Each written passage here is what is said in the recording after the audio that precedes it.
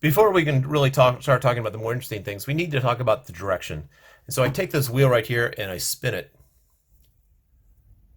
So I'm spinning it this way. The question is, what is the direction of the angular velocity? Now it looks kind of deceiving because it kind of looks like it's going backwards there, but it is spinning this way.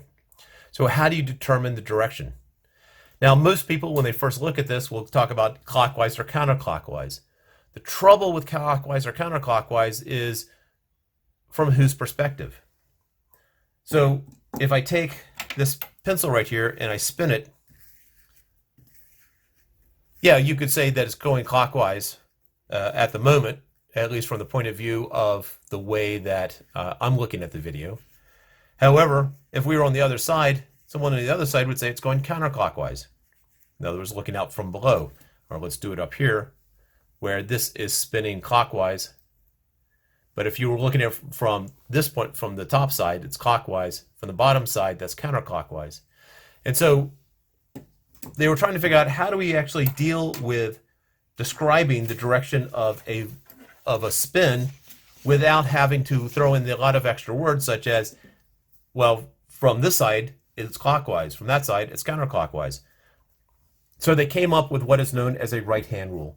And there are a number of right-hand rules that will show up in physics. This is one of them, the right-hand rule. So if I have something that is spinning around like that, so from the point of view of the paper clockwise, there's some central axis right here about which it's spinning. And so in the right-hand rule, you use your thumb to point in the direction of actually act as the axle. So that means since this axle is running vertically here, that means my thumb either points up or my thumb points down. Then I want my fingers to curl in the direction that it is spinning. So this diagram here right here indicates something is rotating around like that. So it's rotating around this way.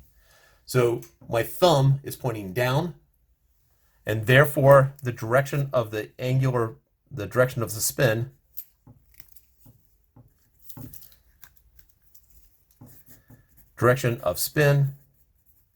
is down.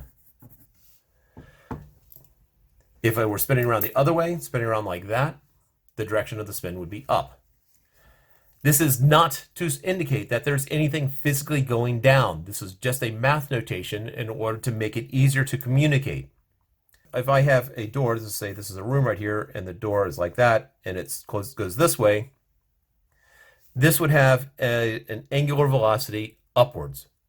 And again, the door is not going up. And that was the part that I had when I was first studying this stuff, is trying to figure out what is physically going up. But there is nothing physically going up. It is just a math notation. All right, so that is the direction of angular velocity. And it also works for a direction of a lot of other things.